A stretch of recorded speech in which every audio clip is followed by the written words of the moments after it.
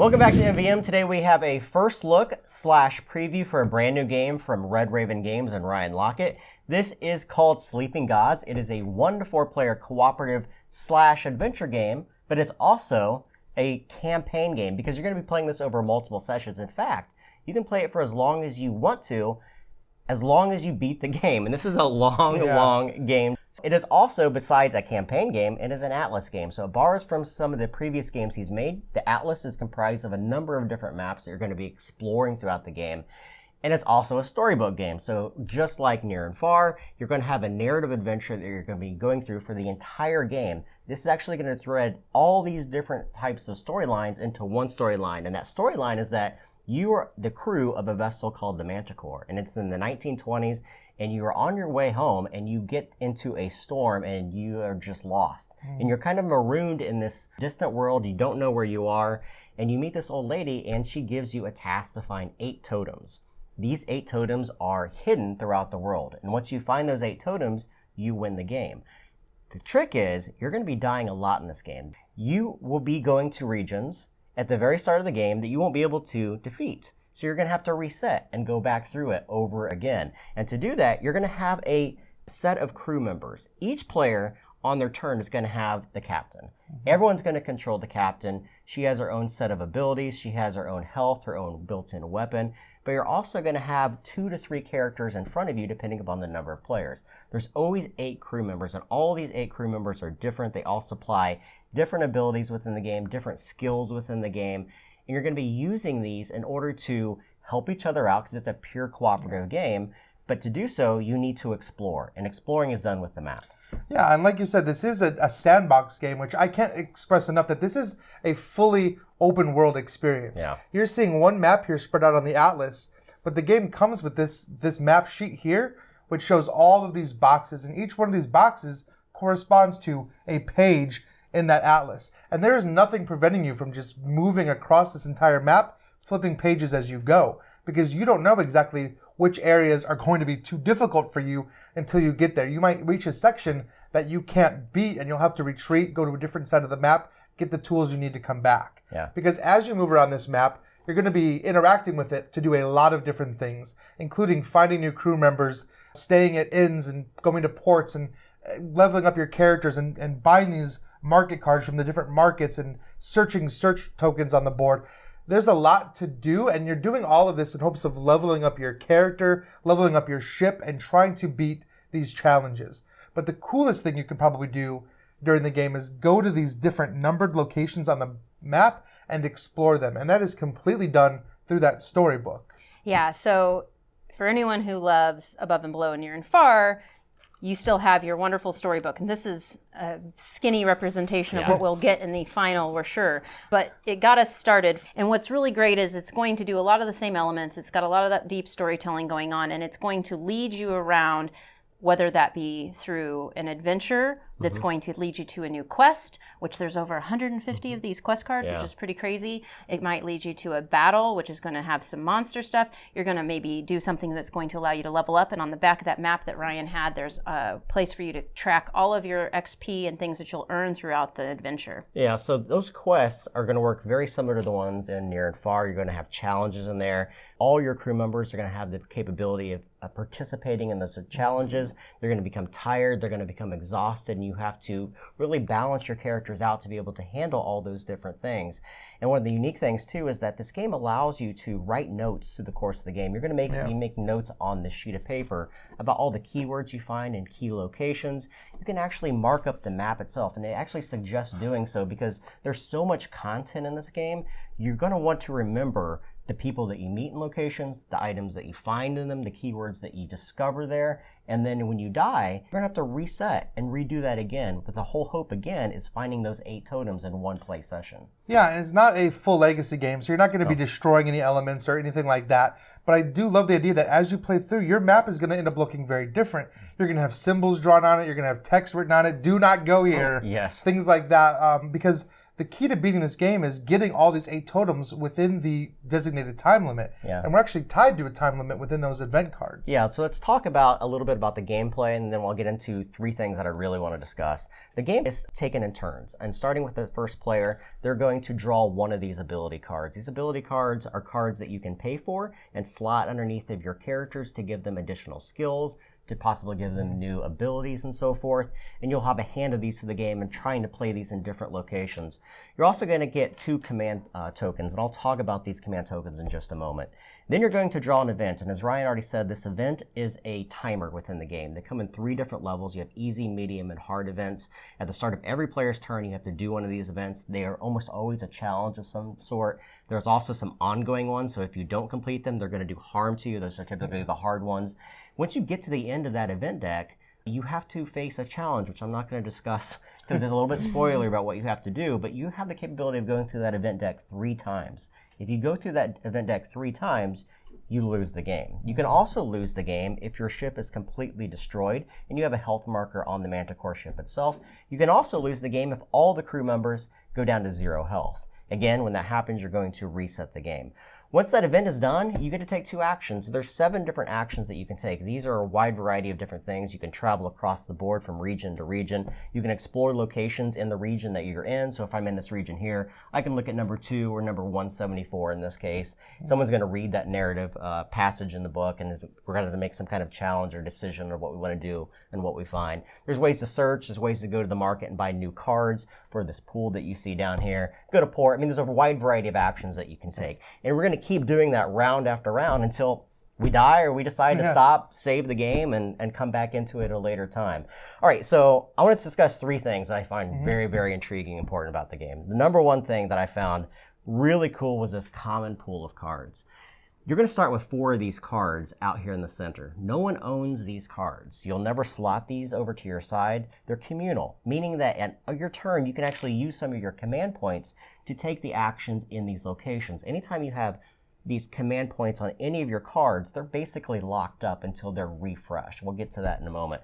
But this market stack that you have will start at 4, but it will build to 10, 12, 14, 16 cards through the game, meaning you have all these really cool combinations of things to use. This is kind of where the engine building comes in, and this is something that I really appreciated from this game, because as this set of cards grows, either from buying cards at the market, or we have this deck of adventure cards here that are random. We don't know what these are. Like a secret deck. They're going to be it's a secret deck. Some of these are going to be new NPCs that are going to come out here and join us. Some of these are going to be weapons and items that come out as well. And the only way to find these is by going to specific locations. But as you do this, you're going to start to see combos and engines being built.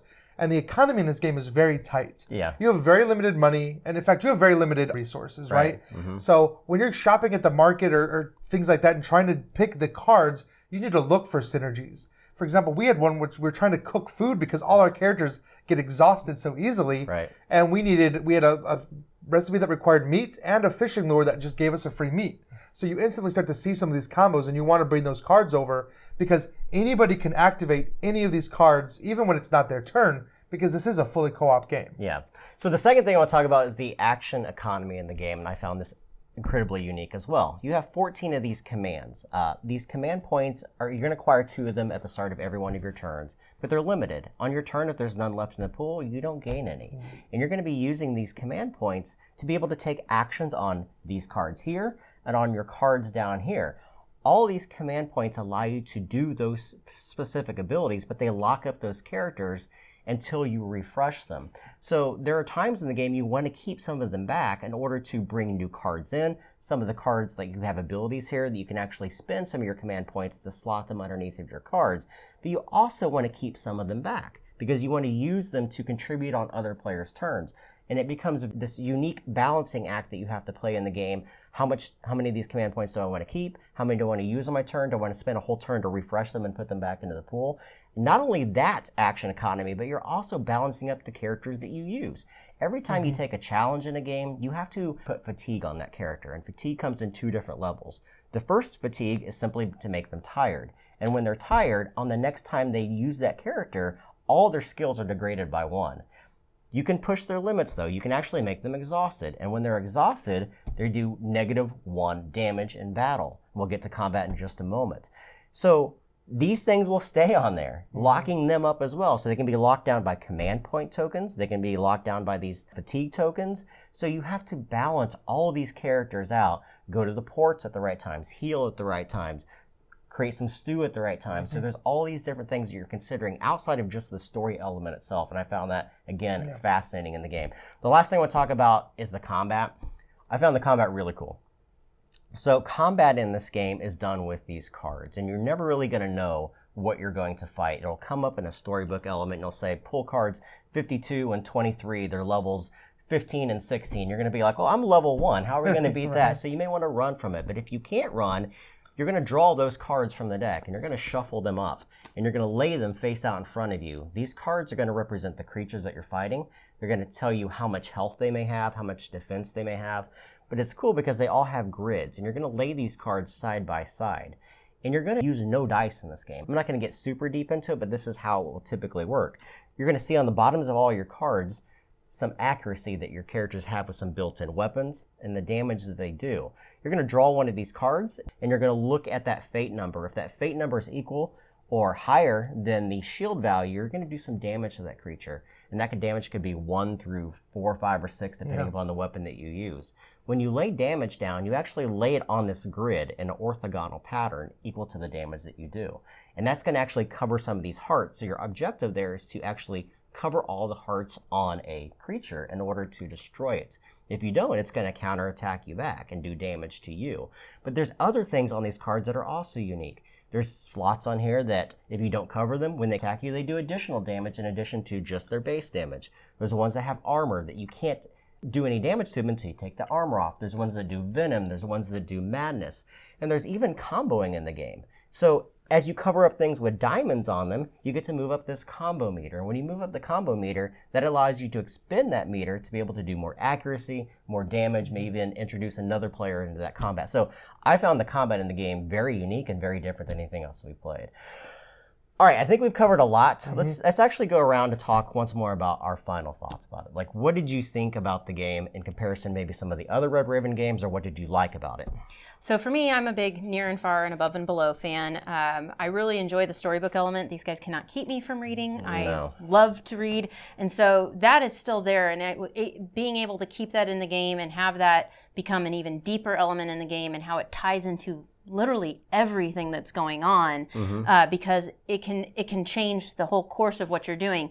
With these quest cards, specifically in the keywords, those are open knowledge. So if we go to a place and we know there's a keyword that we don't have, Ryan then writes it on the map. So if something happens or we need to go back, or maybe we find that quest card later, we now know if we go back, something else might happen in that particular part of the adventure. So for me, that was really nice. And I love how it all plays together, but it becomes so much deeper than what we saw out of Above and Below or Near and Far. And again, with the cooperative aspect, it's a completely different type of gameplay. I found that deepness within this game is also mirrored with the difficulty, and I totally appreciate the difficulty in this game.